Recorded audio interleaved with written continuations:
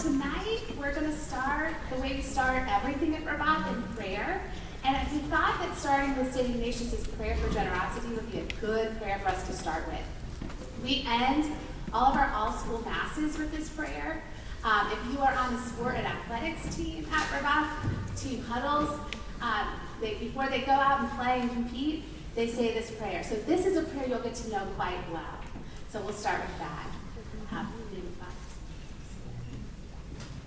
Lord, teach me to be generous.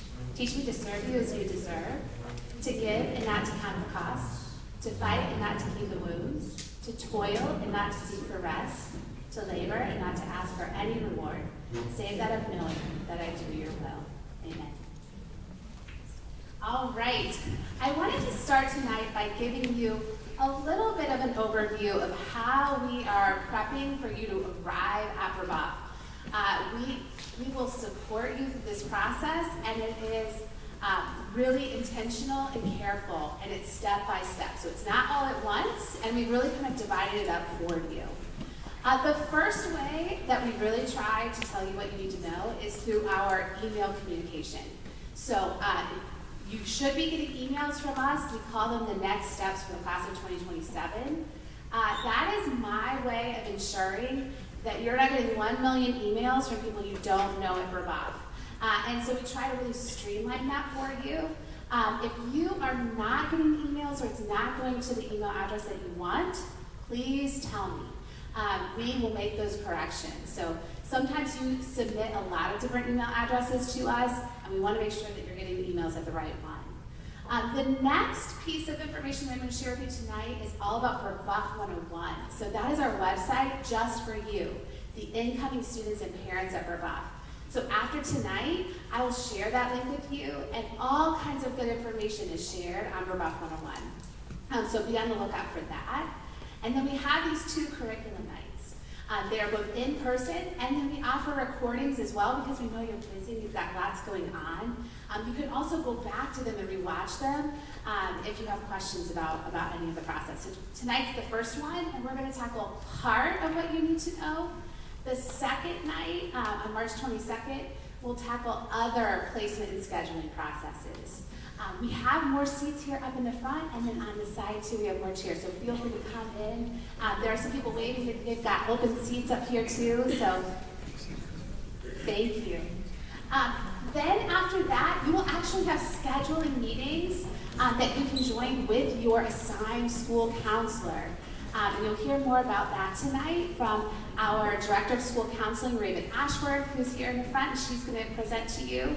And there are different placement tests that you'll be taking. And so we'll really kind of carefully make sure that we are equipping you with all of the information that you need, and that you provide us with all the information that we need to make sure that your schedule is the right one for you, that you have all your accounts in place, and all will be prepped and ready. The first thing that I wanted to share with you is this website, Brebeuf 101. This is an awesome resource for you. Again, the Brebeuf schedule, placement information, back to school information, stuff about bring your own technology, athletics updates, auditions, things like cafeteria tuition accounts. All of this information is housed on Brebeuf 101. And I will share this link with you tomorrow or maybe Friday, but it's really a fantastic resource for you. Dates, you all are great planners, so new student orientation timeline, back to school basics, the major dates for the school year, you will find that all there. Don't worry, you don't have to write it all down necessarily. I love that you're doing that, but I will share this with you after tonight too. So that's a major way that we try to communicate really important information to you to make sure that you have all the info that you need. Tonight's curriculum night agenda is really about introducing school counseling, how school counselors serve students and families at Brebeuf, introduce you to the freshman curriculum and a typical freshman schedule and what that will look like, what your summer school options are, and then summer athletic schedules. That's also really important when you're choosing your schedule for summer school and when you're going to take that, so we'll talk about that. And then our academic department chairs from English and Social Studies are with us. Sarah O'Keefe from English and Matt Lair from Social Studies. They'll talk about the placement process and the curriculum choices for Learning Center and Learning Support, and then we'll walk you through those summer school enrollment forms and course request forms. So that's all that we're tackling tonight. Just so you know where we're headed though, so if you're thinking, well, that's not everything that we need to be thinking about for schedules, we understand. The next curriculum night, we're really going to tackle math placement, science, visual and performing arts, electives, and world languages. So again, there are so many things for us to share with you and so many decisions that you have to make that we really try to guide you through that process sort of piece by piece. All right. So without further ado, I want to introduce you to someone you'll get to know well here at Brebeuf, our Director of School Counseling, Raven Ashworth.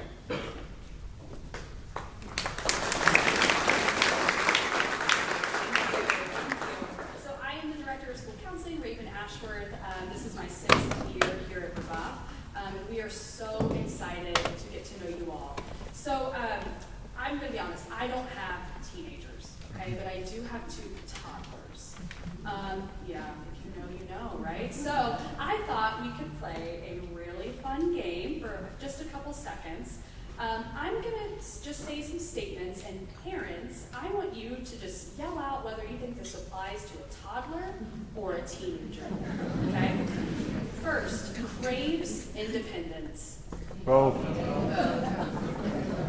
Needs boundaries. Both. Will eat all of your snacks the minute you get home from the store. Teenagers.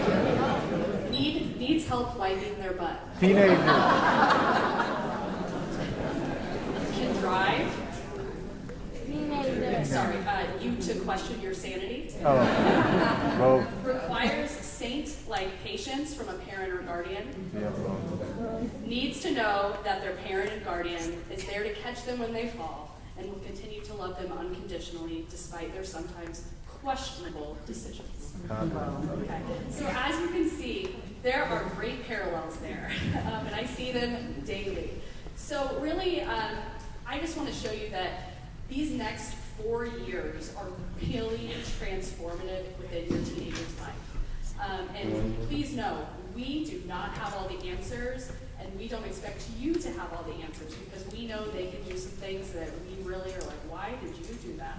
But we know that their brains are not fully developed, and they are going to make choices and decisions that we will question. So for school counseling, we really want you to rely on us and know that we are here to not only support your child, but you as a family. If you need help with maybe getting it in their brain to join a specific club, you would not be the first parent to reach out to me and kindly suggest that I suggest that. But also, one thing that I can assure you with certainty is that your child during these next 4 years, they are going to face challenges. And that could be the first C, that could be rejection from a love interest or a friend, that could be rejection from a sports team. They will face challenges, but that doesn't mean that they have to do it alone. So of course they always have you at home, but they have us at school. There are 5 school counselors, there are 5 college counselors that they will get to know later, and then we have our social worker, Lizzie Pollock. We are all here to support your child in whatever way we can. So please know that you are not alone in this and navigating this, and we are here throughout all 4 years. So other things that we do as a school counseling department is we teach freshman seminar, and that is a fall semester class. It's just 1 semester taught by your child's assigned school counselor. And pretty much during that time, we go over a curriculum that we feel like students need to know, not only to be successful in high school, but life. So time management, organization skills, we talk about healthy relationships, the list goes on. And again, that's just in the fall semester, and that meets once in the 8-day rotation on your child's break period if you would like to have a break. We also ensure that they are on track for graduation. So each year we will sit down with every single one of our students on our caseload and have a 20-minute scheduling meeting where we go over their goals for the future, the courses they are interested in taking, and we will go over teacher recommendations for those courses. So with that being said, freshman year in those individual counseling meetings, we will fine-tune your child's schedule if needed, and we are happy to help guide you in regards to placement and elective options. So I'm going to show you two schedules. This first one is an example freshman schedule without taking summer school. Okay, so as you can see, sorry, students, you will take 4 years of math, 4 years of science, ideally, 4 years of English, okay? But freshman year, they will do English 9 or English 9 honors, and we'll learn more about that here in a little bit from Sarah O'Keefe. You will be taking a math placement exam, and that will place you into one of the following classes: world language, which you'll take a placement exam for; world history or AP World, which you will hear about from Matt Mayer. PE is a requirement. Break and freshman seminar in the fall semester if you choose, or learning center if needed. Biology, and then of course your two religion classes that are already pre-selected for you. This schedule shows with summer school taking two classes, PE and Dig Apps or Dig Sit. So as you can see, it frees up 2 slots in your child's schedule. So if you look down at period 5, if you were someone interested in participating in the Learning Center, then you could put that there, and you still have a break in your schedule. Please note that it is not required or necessary if you were in the Learning Center to also have a break, and that's something that we can discuss individually. But again, we have a lot of really fantastic elective options that if you are dying to take, this is a really great way to do that, is by taking summer school. Here are the summer school sessions, and then there's an AM and PM session during both those days. So essentially, I want you to think of it like this. There's 4 slots. For incoming freshmen, you only have 3 available summer school options. So that is PE, Dig Apps, and Intro to Religion. Other benefits of taking summer school is, of course, meeting peers. That's a really great way to get acclimated with the building and with some fellow peers coming in. But again, I really want to make note that it's not required and it's not always necessary. It's really dependent upon your students' goals and the elective choices they would like to take in their schedule. It's also important to note that the summer school registration form will technically be due prior to our individual counseling meetings. However, please know that it's okay to go ahead and select, and then know that you can always retract a summer school class if after that meeting you decide you don't need to take all 3 or 2, okay? You don't get charged for that summer school class until the first day of summer school, okay? So with that being said, I know Colleen wants to make some special notes about this slide, so I'm gonna turn it back to her. The registration for summer school opens on March 6th, and you will get a special summer school registration form that will open on that day, and it's due on March 20th. We'll share all of that information with you. It is really important for the next few months to just pay attention to those due dates and read the emails. I am a school parent who struggles to keep up with the school emails, so I understand how challenging that is. But for 2 months, hang in there with us.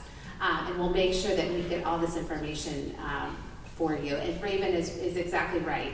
If you think that you will be interested in taking summer school, it's very important to sign up on time versus thinking about it and figuring out your summer schedule after that deadline, because the spots can fill up, and I just don't want that to happen to you. The other thing to think about is kind of the consideration for all of your other activities. You won't necessarily be able to see this right now, but I just wanted to show you that our athletics teams have workouts in the summer. And those are optional workouts and great opportunities for you to be on campus, to practice with your team, to get to know them, to get to know your coaches. The June workouts are typically for winter sports, and the July workouts are usually for fall sports. Spring sports, they also have opportunities for workouts as well. But for every team, there is information about workouts. Most of them have the 2023 workout information available to you, so we'll share this link with you. Some of them say this is what last summer looked like, but what I can tell you is every single team has a recommendation for summer school for you that is accurate. And so as you're thinking about your options for summer school, take a look at that. Our athletic director, Ted Hampton, he always says, prioritize doing fun things in the summer, going to camps, taking the trips. Don't reschedule your life to make summer workouts. Do all the fun things that you need to, but that's something that we try to provide you just to make sure that you have that as you're planning. The one other thing that is important to know about summer school is that the attendance policy is very strict. So it's 3 weeks every day, either the morning session or the afternoon session. And because essentially every day is like a week of classes, that you can't miss more than one day. And so if you already know you've got a baseball tournament out of town for 3 days, that would be the session for you. You don't have to take summer school. Over half of our incoming students, over half of you generally will. But there's enough room in your schedule to take the classes during the school year. And to be honest, I feel like last summer, because we were all so eager to live life and go on all the trips and do all the things, there were a lot of families who struggled to find 3 straight weeks that they were going to be in town without missing. So you could miss 1 day, but after that, you have to withdraw and enroll in the school year. So keep that in mind. And Erica Blakey, and we'll share this with you, one of our assistant principals, is your contact for that. Any questions about summer school or any of that so far that you want to cover? Yeah. So really quickly, on your example, it assumes that you take 2 classes in summer school, but what if you only take 1? How does that impact your elective choice? Does that mean you take 1 semester of those electives? I'm getting an ad from Miss Ashworth, yes. So, sorry, that means that you would have a break 1 semester and not the other. Raven, is there a specific way that they know, do they have a chance, thank you, chance to designate that? If I had the ability to break technology, I do. Do you see how they're just like ready for me to break it and have to run up here? They're prepared. Do you want to tackle that question?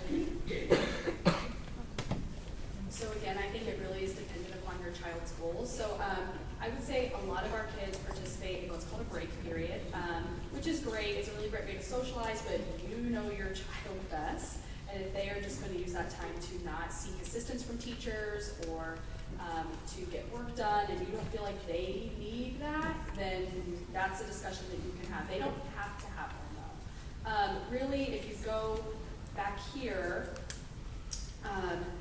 if they just did 1, for example, we could say they do PE in the summer, then that would allow a 1 semester opening in their schedule for 1 semester of an elective choice. And this still assumes that they are participating in a break.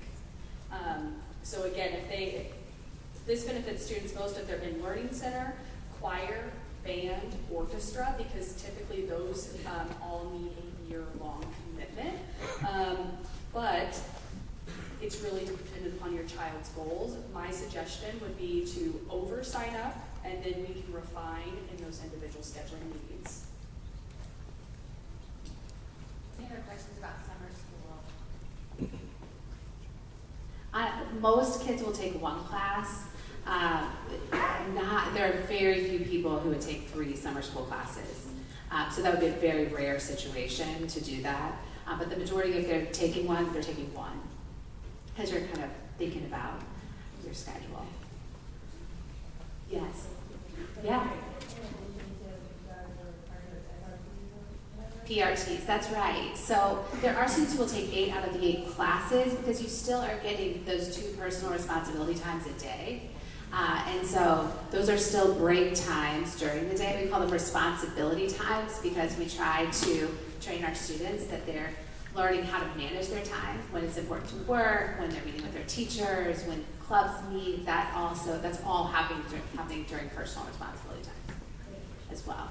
Yes? Can you describe the DigiApps course a little bit more? Yeah, I have had a Repeat the kiddo question. take that. Huh? Repeat the question, please. Oh, describe the digital applications and responsibilities course. So it's an intro to computer science class, and it's a really kind of a combination class of learning good digital behaviors, I would say. So being responsible online in your digital footprint. They do some introductory computer science work as well. Am I missing anything, Raven? being a good steward on the internet. They do some robotics and like introductory robotics projects as well. So it is a good elective for our students to take. It's a requirement here. It is a great kind of baseline start to even learning good research skills, and it really equips them well to begin their time at Brebeuf. Yes?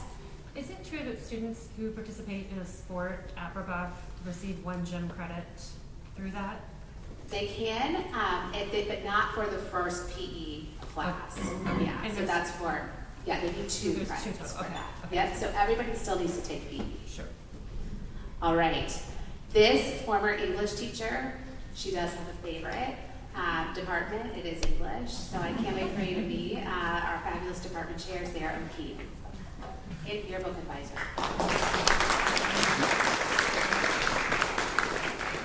Good evening. All right. So as Mrs. Ashworth mentioned, all students take English every semester that they're at Brebeuf. So my spiel is kind of brief because there's not a whole lot of choices, but I do like you just to see kind of the trajectory of what's offered while you're here. A couple things I want to emphasize is that we have an honors level and an on-level course at every grade level for English, and our on-level course is still a college preparatory class. It's still a really rigorous course that students take. So I just like to remind students of that when they see like on-level and honors. It doesn't mean that you won't be challenged in the on-level course. Both classes are great classes. They're both rigorous. It's kind of where your interests are and where you want to focus your energy while you're here. There's not an honors track while you're here. So let's say that your freshman year, you sign up for honors and you realize at the end of that year, like, maybe I signed up for too many honors classes. I want to have a little bit more time. Next year you take on-level. You can still take AP Lang the following year. Or freshman year going in, you think, I just want to be comfortable. You want to take an on-level course. And then you find that you really enjoy the English curriculum. You want to be more challenged. You want to take honors. You can move to that next level. So we don't track students through the courses, and we really like to emphasize that you have that flexibility while you're here. So the main reason I'm here is the question that all freshmen, including freshman families, want to know, which is what's the difference between honors English and on-level English. On-level students really develop and hone their essay writing skills once they get here. Honors students are pretty confident writers, and they're taking their writing to the next level. But if their English teacher says, "Hey, I want you to write a 3-paragraph essay with a well-developed thesis statement," they feel like they can go home and do that without the teacher walking them through those steps. And on-level, those are the steps that we spend the year doing. The goal of on-level is that by the time students leave on-level, they have a really good understanding of that basic framework that all essays they will write while they're at Brebeuf. We need to display mastery of. So that's my main spiel. Any specific questions about honors English versus on-level English? I will tell you real quick before I say anything else, we have a handout that goes into more detail, and that's on the Brebeuf website, so we will have that available for families as well. Yes? I'm just going to ask you about the credits associated with the honors class and how that works. So there's an honors credit weight for the honors courses, which is a 0.5 GPA boost, and then a 1 point for the AP course. And then senior year, we also have a dual credit course through IU, but that's 4 years from now, so we have a little bit of time to worry about that difference. Any other questions? No? We also have some electives in the English class that I'm going to plug real quick. We have yearbook, which I'm the advisor of. We have the newspaper. We have a fabulous creative writing course. So those are all courses that students can take if they enjoy English, they enjoy writing, they enjoy, being creative. But those are not part of the required courses that must be taken every year. All right, thank you. I'm going to turn it over to Mr. Mayor in Social Studies.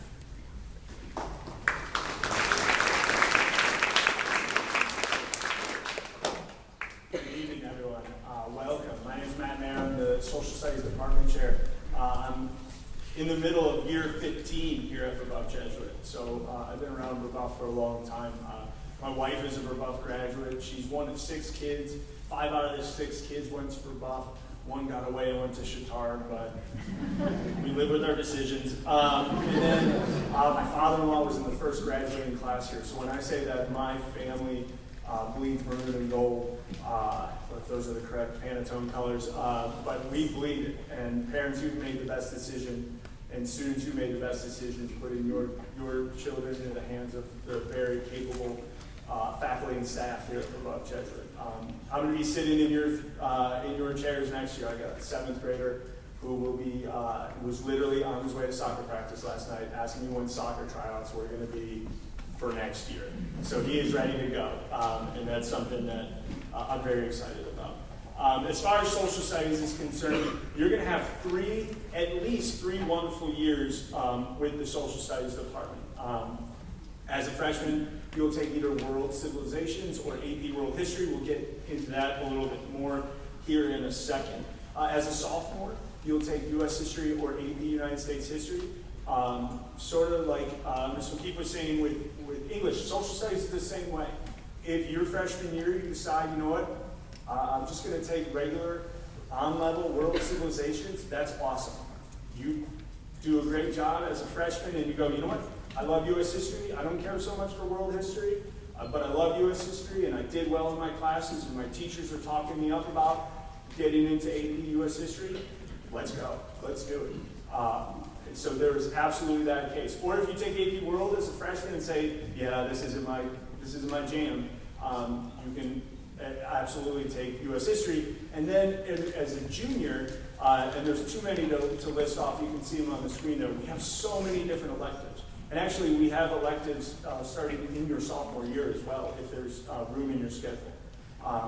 So there's a lot of AP classes that we offer to juniors and seniors as elective classes. Junior year, you can either join us for a semester or two or a whole year if you take an AP class. And then senior year, we'll see you for government and economics, and we have AP classes for those as well. So one of our most popular classes that is listed up there right now is AP Psychology. That's a very interesting class that a lot of kids are taking.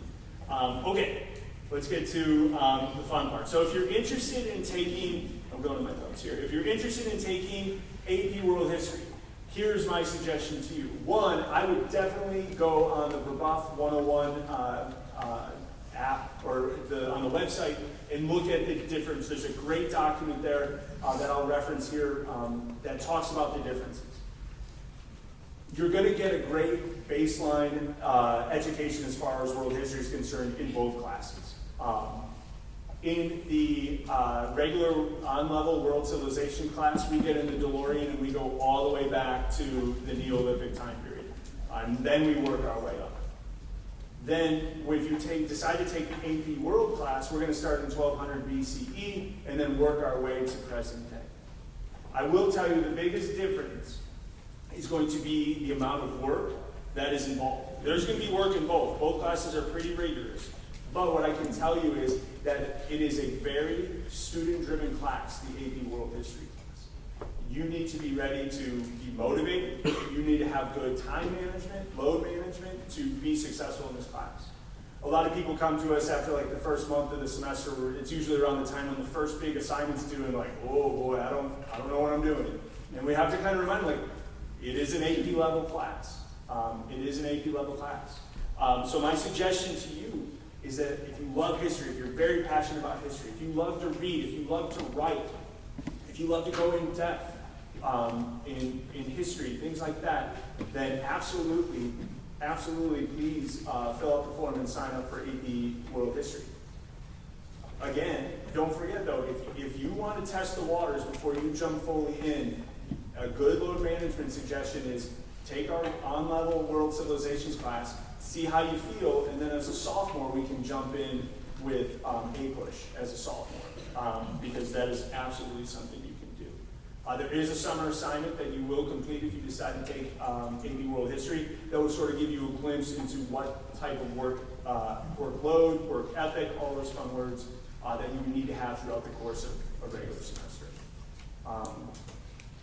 Anyone has any questions? I can answer now. I'll be in the lobby afterwards too if people would rather ask individually. But again, thank you so much for being here. We're excited to have you here. We look forward to the next 4 years, and we'll see you soon. We're going to talk a little bit about summer homework for English too, and what that looks like. Since Mr. Mayor just brought it up, that might be a good. And I'll also mention for honors 9, the process is similar to AP World, where you indicate that you're interested in it, and then Mr. Mayor and I actually look through students' portfolio of work, your recommendations, your prior course experience, and we just make a recommendation based off of our teaching experience and what we see from freshmen about what course we think is the best match for you. Your families know you better than we do, and we just have that snapshot. So we'll make that recommendation. If you get that recommendation and you're like, I don't know, I'm not sure that I agree with that, then that's a conversation we're happy to have. We love to see, that you're ready for a challenge, and we just want to make sure that we put you somewhere where you're comfortable and appropriately challenged. But summer homework. So in English, you have summer homework for every class, every year you're here. So don't make your choice for your English placement based off of whether or not you'll have summer homework, because you will have summer homework no matter what. That assignment will be made available to you at the beginning of June. It's not terrible. It's good for you. I'm sure you're reading tons anyway, so this is just one more thing, to add to your summer arsenal of text that you're reading. But all students do have summer reading in English, so it's good for you. I didn't mean to give you a downer topic. Sorry. We didn't tell you that when we delivered the balloons. I want to share a little bit about how you will designate if you want to be considered for AP World History and English 9 Honors, or Honors English 9. Our recommendation is if you are considering, or if you would like to be considered for those courses, please indicate that. Oftentimes when students get their placement results, and I'll kind of share a little bit about what that timing will look like as well, and let's say you qualify for both, or they recommend both Honors English 9 and AP World History, and you're thinking, I don't know about all that, maybe that's the right fit for you. That's when your school counseling meeting will be really helpful for you to kind of talk through what that workload looks like. So again, you're kind of making first choices, but that's not putting things in stone for you right now. You're just kind of pondering what this schedule will look like. And Raven used a great word. You're refining your schedule based on, these placement results and the decisions along the way, so that when you do arrive in August, this is the best schedule for you. It's an intentional one. It's been well thought out. You've had a lot of thought about it, and you've had a lot of guidance along the way as well. I also wanted to show you on Brebeuf 101, just to give you an idea. You can't see the specifics here, but for example, placement information, that if you go down, there are different categories or sections with more information about placement, and what Sarah and Matt were talking about regarding the guidance between the differences, that's here. So take a look at that. Honors English 9 versus English 9, and writing and reading and other differences. There's some good information there. And my experience has been once students start reading through that, you start to see yourself in some of these descriptions. And then contact Sarah if you have questions. And the same goes for social studies. So click here for more information about the class differences. Matt does a good job of giving you some ideas of what the workload differences would be as well, and what the expectations are, so you can kind of read through that along the way. Great. The next thing I wanted to show you is really just to show you the form that you're going to be filling out after today. So what you should know is that we are going to have you fill out 2 different course request forms. The first one is packaged with the summer school enrollment form. So that's a little bit different. If you have other kids here at Brebeuf, we've changed this process up a little bit. And so that's why paying attention to those deadlines will be important. So the first form is called the Summer School Enrollment and Course Request Form 1. You're going to get it on March 6th. And I will try to pull that up for you right now so you can see exactly what that will look like.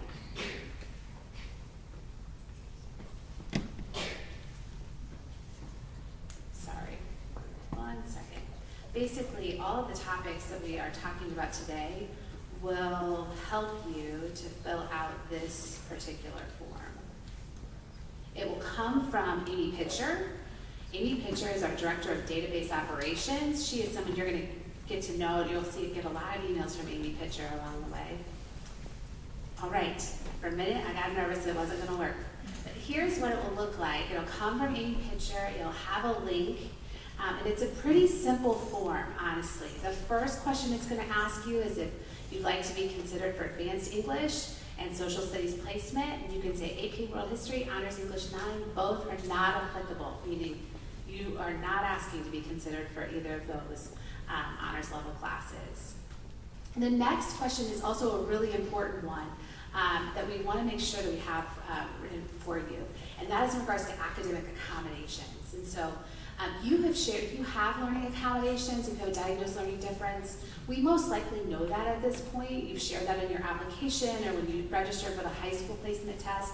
But just as a last safety net, we want you to answer this question to tell us. So we're checking all the places to make sure that we have that information. Our school counselors, and then I'll talk a little bit about our Learning Center, if you're a Learning Center applicant as well. They do a really good job of organizing all of that information about you to make sure that your teachers have that to start the year. So make sure to share that information with us, and you'll probably be hearing from me if we don't have the documentation, or we just want to make sure that we have all that in place. So that it asks you, like, yes, you have learning accommodations, or no. And that's really helpful for us as we prepare for you to be here. The Learning Center, most likely, again, if you are applying to the Learning Center, you probably already know at this point. The Learning Center is an incredible layer of support for students who have diagnosed learning differences here at Brebeuf. It is a scheduled class on their schedules. So during ones, for example, if you have ones for a Learning Center, you would go to the Learning Center. That does require some additional testing in order to qualify, but if you are intending to have Learning Center on your child's schedule, we're just asking you to answer yes here. If you have more questions about Learning Center, please reach out to me. I'm happy to connect. I think there's a place on our website that you can sign up for a Q&A, for a quick phone call about it, or a virtual meeting. So feel free to reach out and let me know. I'm kind of the first point of contact. We're in the process right now of evaluating testing. So if you've already submitted testing for the Learning Center and you indicated interest on your application, so you'll be hearing from me if we need more updated information. So that also happens right now. So you'll learn how to get this again on March 6th. You'll have until March 20th. We're just asking you to answer those questions.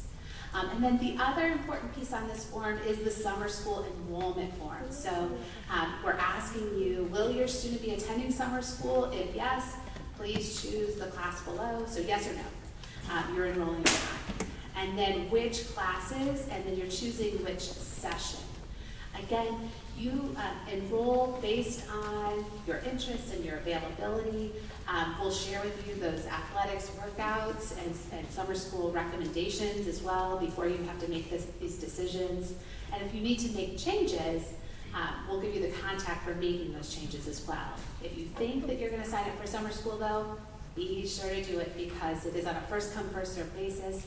And after March 20th especially, it could be hard to get into the classes that you want. We really need this information to ensure that we have the teachers in place in order to accommodate the need. And so that's really helpful if you meet that deadline, both for you and for us. And, study skills, the study skills class that we offer in the summer. I don't think we talked about that. Do you want to share a little bit more about that, Raven? Thank you. So the study skills class, it's just 3 days. It is right before school starts, and I know that students would rather do nothing else than come back to school for a few days before they have to be back here all the time. So that is taught by your child's specific school counselor. Essentially, we break them up into our caseloads based on who signs up. And then we go over, it's essentially a crash course. So we talk about note-taking, study techniques, time management. They will color code a Brebeuf schedule, walk their schedule, we'll practice. It's just a really great way to not only get a jump start on getting to know your school counselor, but also your peers. We do combine in the large group and do some fun things, so we're not just isolated in our rooms. But it's just a really great way to kind of get a jump start and a crash course on things that to help your student be successful their freshman year. Is it a full day or? It's from noon to 3. Noon to 3, August 1st through the 3rd, and the class fee is $250. If you have more questions, please feel free to reach out. I'm happy to provide you with a syllabus and things like that.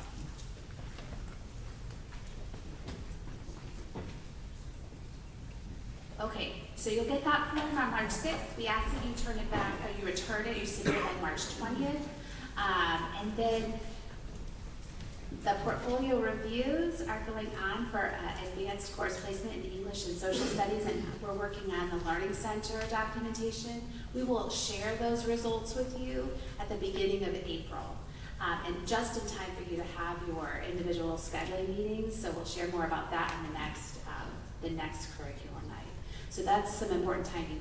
Also, I will share with you that I think we're scheduling the next message to you tomorrow, if all goes well, on my schedule tomorrow. But if not, hopefully, definitely by Friday. So if you don't get an email, a next steps email from me by Saturday morning, or it doesn't go to the right place, or in your spam, this is a great time to let me know that.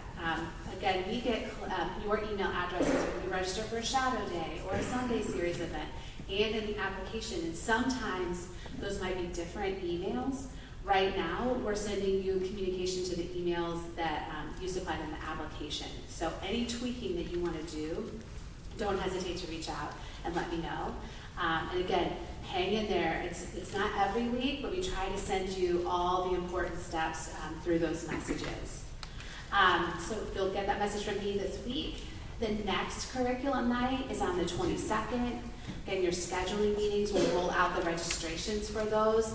Those will take place in April. You'll learn more about placement tests for math and world language. And then this is a little bit of fun. The Class of 2027 scavenger hunt event is Friday, March 12th. So add that to your calendars. It's also a parent social event. It's a really fun night on campus. So just sharing that for the planners in the room. So make sure it'll be more fun. We won't talk about taking tests or summer reading on that night. I promise you that. All right. Thank you so much. We're going to be here to answer questions, so let us know. And thanks so much for being here tonight.